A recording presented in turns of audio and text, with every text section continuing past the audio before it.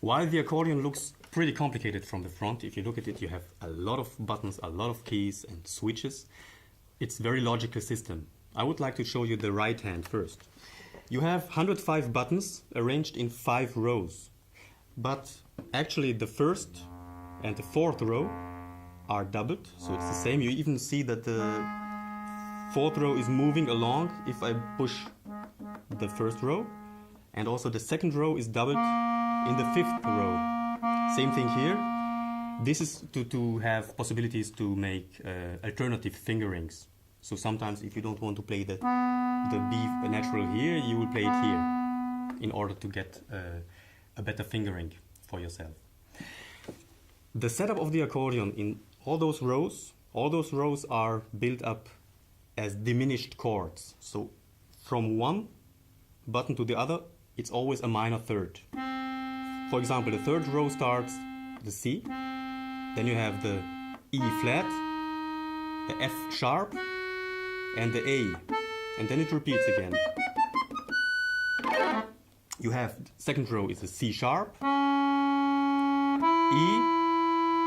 G, and B flat, and then it repeats again. And the first row is D, F, A flat, and B natural. So it's a very logical system. The half steps are then distributed like this. Half step higher would be here, half step higher would be here. Then you jump to the third row again, it's here. So it's a very logical system. The left hand looks even more complicated as it has 120 buttons. And also it is a bit more complicated, but also very, very logical. We have actually 2 different manuals hidden in all those buttons. And I'm first going to show you the manual which is most famous in folk music or in a lot of music where the accordion is being used. It's the so-called standard bass or Stradella bass system. We have the first 2 rows are bass notes. So we have the deepest sounding reeds of the accordion. You can play all kinds of scales. Then you have the third row is the chord of a major. The fourth row would be minor. The fifth row is a 7th chord. And the last row is a diminished chord. So you have in all those buttons in the first in the outer rows, this one are chords, preset chords, and you can't change the voicing of the chord. So for example, if you have a C major, it's always gonna sound like this. The third is above. Or if you have the minor chord of C, also the E flat is up. In another key, for example, let's say E major, it would be the E on the top. So you can't change the voicing, which is quite a limitation for the instrument, but it's been used a lot to play nice music like this.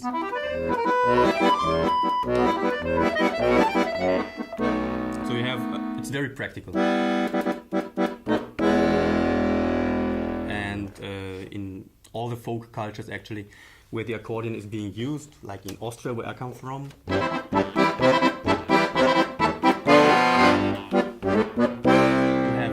this system actually. Then we have this magical switch here, which is called the converter switch. And if we push this one, we have the same notes like in the right hand. We have from the deepest E, chromatically, up to the C sharp 6, I think it is. And then if I change the register here, we even have C sharp 8, a half step higher than the piano. The range of the instrument itself is quite big, so if you go from the deepest register, it starts from the first E on the piano, which is this one. And then it goes up chromatically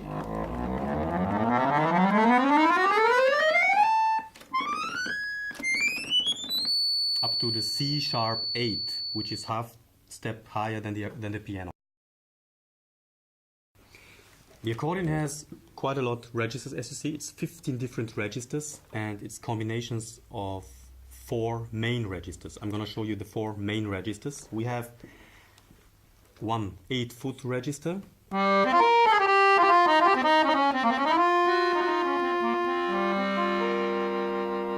Then we have another 8-foot register which has a more bright sound.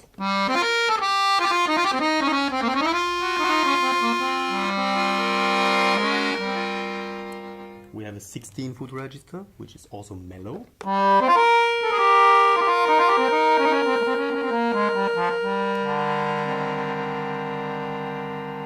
And we have a 4-foot register which is bright again.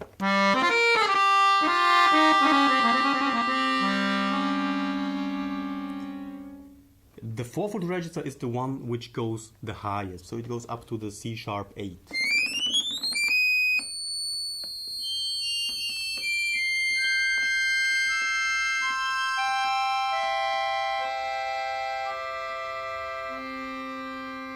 And the 16-foot register has the lowest notes.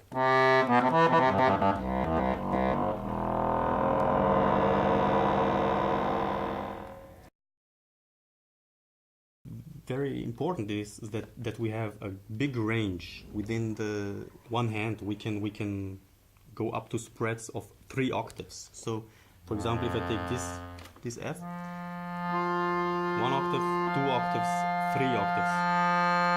So that would be the biggest spread which is possible with my hand. Some people have a bit bigger hands, some people a bit less. And within that range you can build quite big chords which will have a very nice color, like.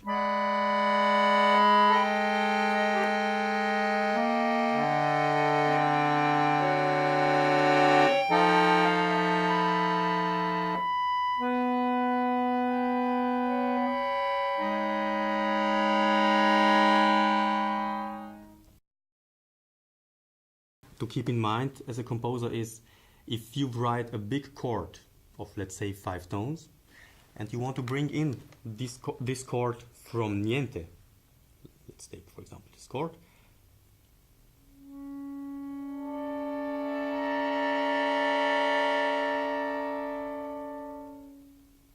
The tones will not appear at the same time because every reed reacts a bit differently. So one reed needs a bit more time to speak, another one is more quick. So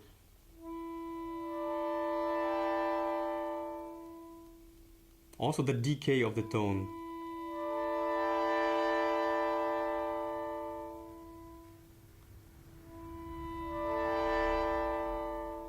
So the tones have a different timing, and this is different from chord to chord, different from instrument to instrument, and there is no real rule behind that.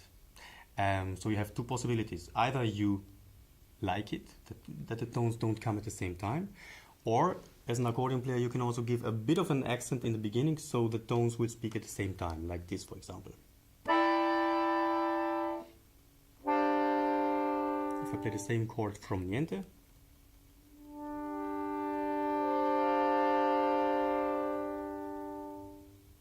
the tones come in at different times. So as we have the same tones in both hands, on the right and the left side of the accordion, I would suggest not to write always like for piano, that you have the lowest tones in the left hand and the right hand would have the high notes. Of course it's possible that we combine like this.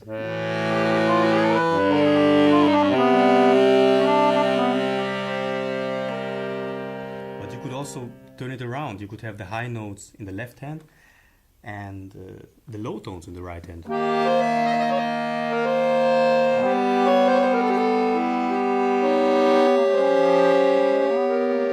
Or even more extreme like this.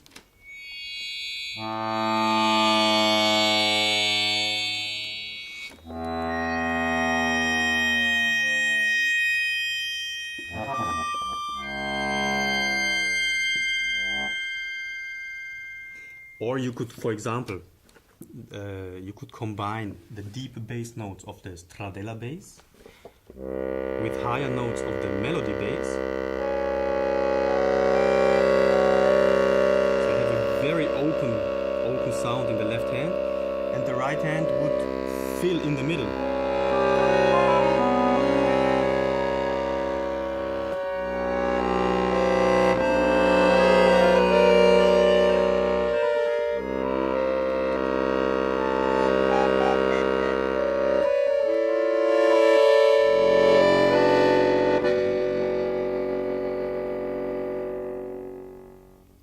So you have all kinds of possibilities to spread the sound more, because if you write only low notes left, high notes right, it's gonna sound a bit flat sometimes.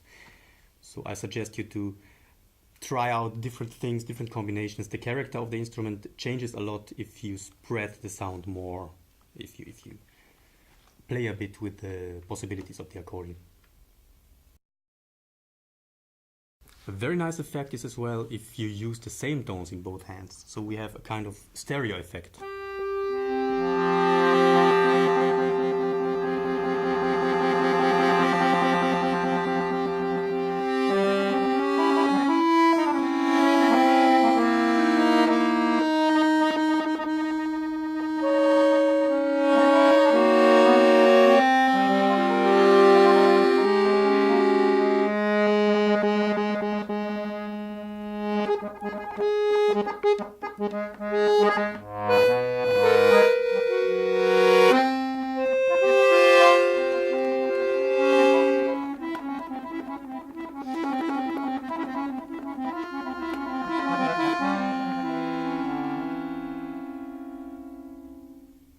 Something like this. So the instrument is a stereo instrument. We have two manuals we have possibilities to really combine them, intertwine them, spread them, smash them together. So it's a lot of possibilities.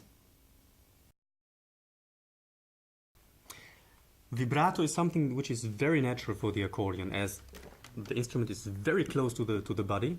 So everything that you do, everything that you move has a direct impact on the sound. So if you waggle something, the sound will already vibrate.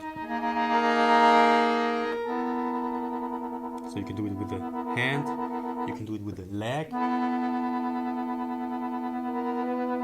you can do it with the chin. Looks a bit weird, but it works. You can do it with the right hand, or you could even manipulate the bellow directly. Vibrato can be fast or slow. Everything that we're talking about vibrato is in the accordion actually not a pitch vibrato like with string instruments or with singers. It is a intensity vibrato or a dynamic vibrato. So the sound gets louder and less, a bit like vibraphone vibrato. So this is very flexible way to change the sound of one tone or one chord. What you can also use is rhythmical vibrati or rhythmical beatings on the instrument.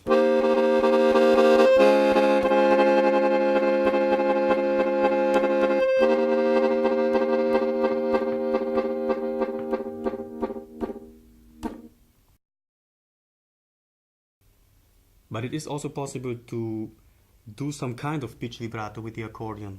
If you make very small glissandi, tone glissandi on the instrument, it sounds a bit like a pitch vibrato. Of course, not as elegant as on the strings and not so flexible, but it can be a very nice effect actually.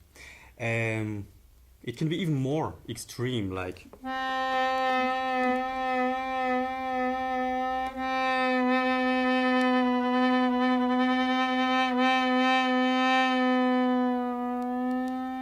and this is because we can bend the tones of the accordion. If you, for example, take one of the buttons and you raise it partially, and at the same time you increase the pressure of the bellow, the tone will drop.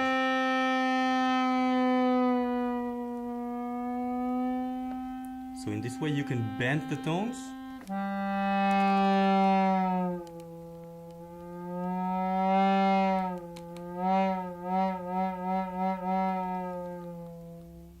And this works mostly in the low ranges of the accordion. It works pretty well.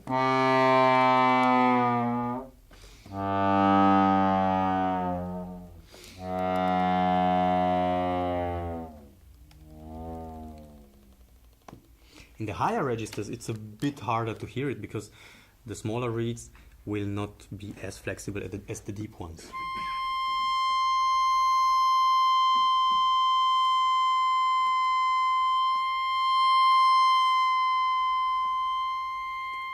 But it's still like a quarter tone difference between the right pitch and the bended pitch.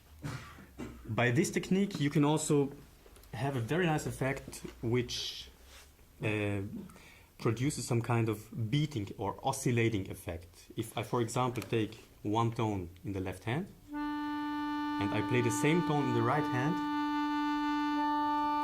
and I bend the right hand a bit,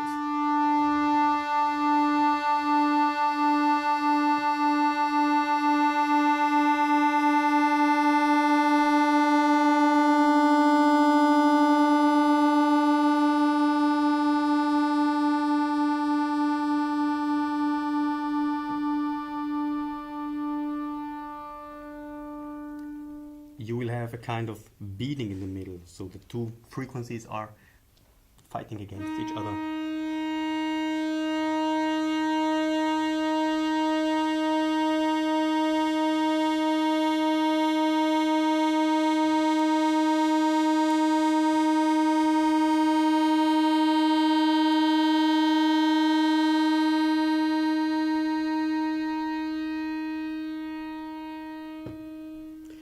The tone bending or the tone glissando is always connected with a kind of crescendo. So keep in mind that if you want to make a glissando on one tone, you will also have to increase the bellow pressure, which means that if you have a chord in the left hand, for example, like this, and you bend the right hand,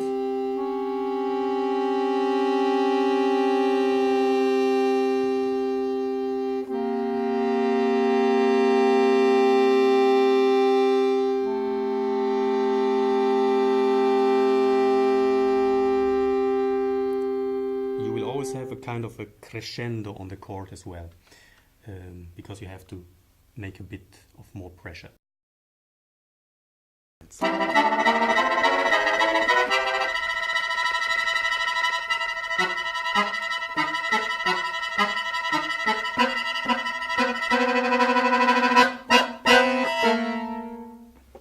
Or the so-called ricochet, which is achieved by in, out, in. If you do it rhythmically.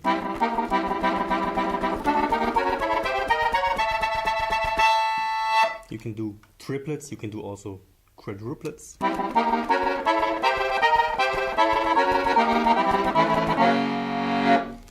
And so on. So you can use the bellow as a rhythmical element. The accordion is a pretty noisy instrument actually, so always when I record it, I hear a lot of sounds which I don't want to hear actually. But as a composer you can also use those sounds as part of your composition. So everything that, like this, clicking of the keys,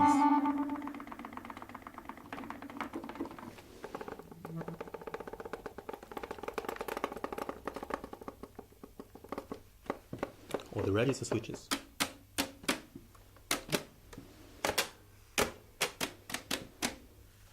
You can use. What is also being used a lot is the so-called air button. This air button was invented actually to close and open the bellow in a in a way that people won't hear it. But it's been used quite a lot to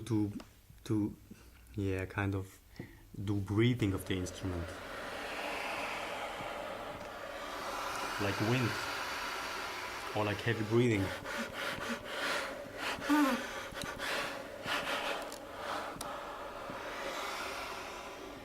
Another percussive sound would be, of course, hitting the bellow.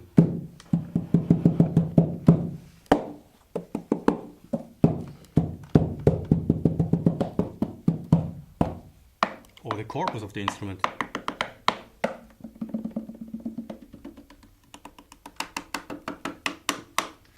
Or all kinds of scratching noises.